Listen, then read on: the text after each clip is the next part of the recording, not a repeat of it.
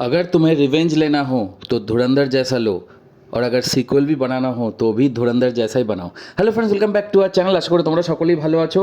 আজকে আমরা কথা বলবো ধুরন্ধর দ্য রিভেঞ্জ নিয়ে, starring Ranveer Singh, Sanjay Dutt, R Madhavan, Arjun Rampal, Sara Arjun, Rakesh Bedi and many others, directed by the hot favourite Aditya ধর।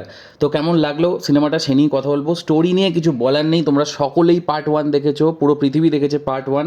সেখান থেকেই গল্প শুরু হচ্ছে। রণবীর সিং মানে হামজা ওরফ জাসকৃত বা জাসকৃত ওরফ হামজা আই শুড সে, তার ব্যাক স্টোরি, সে কীভাবে এরম এরম এই ফিল্ডে আসে এবং তারপরে সে কীভাবে রিভেঞ্জটা নিচ্ছে, যেরমভাবে পার্ট 1 শেষ হয়েছিল ঠিক সেখান থেকেই গল্প শুরু হচ্ছে। স্ক্রিন প্লে, গল্পটা যে লিখেছে আদিত্য ধর, অসাধারণ, এক্সেলেন্ট স্ক্রিন প্লে। 3 ঘন্টা 49 মিনিটের run time, but you will not feel bore, you will live in that particular world. একটা সিনের জন্য মনে হবে না যে উঠে যাই বা মোবাইল বার করি বা অন্য কিছু করি। অসাধারণ স্ক্রিন প্লে। শাশ্বত সচদেবের মিউজিক পার্ট 1 যেমন ছিল পার্ট 2তেও অসাধারণ, বিজিএমও খুব অসাধারণ।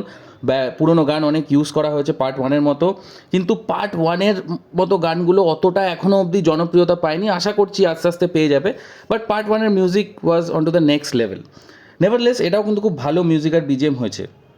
ডিরেকশন নিয়ে যদি কথা বলি, Aditya Dhar is a master of detailing, lovely writing, lovely narration by Aditya Dhar, masterpiece. He is the current hot favourite, আর এখন মার্কেটে ওনার বিশাল ডিমান্ড, হিউজ। এবার পারফরমেন্স নিয়ে যদি আমি কথা বলি, Ranveer Singh own the show. Part 1 কিন্তু অক্ষয় খান্না রণবীরকে ওভারশ্যাডো করে গেছিলো, that was fact, but part 2তে Ranveer completely own the show. মানে মানে কি পারফরমেন্স, মানে এই ক্যারেক্টারটা খুব টাফ ক্যারেক্টার, খুব টাফ লেখা হয়েছে এই ক্যারেক্টারটা, বাট সেটাকে পারফর্ম করার জন্য যে এক্সপ্রেশন, ডায়লগ ডেলিভারি, প্রত্যেকটা সিচুয়েশনে অসাধারণ। মানে যত বলবো সেটাই কম মনে হবে। অ্যাপার্ট ফ্রম রণবীর, সঞ্জয় দত্ত, মাধবন, অর্জুন রামপাল, সারা অর্জুন, রাকেশ বেদি এবং প্রত্যেকটা যে ছোটো ছোটো সাইড ক্যারেক্টারগুলোও ছিল, প্রত্যেকে অনবদ্য পারফরমেন্স দিয়েছেন।